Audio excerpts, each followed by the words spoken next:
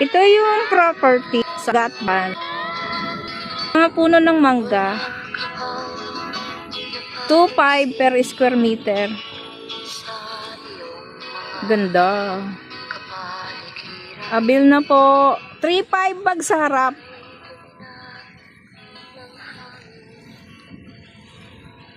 Nilalagyan na po ng mga muhon.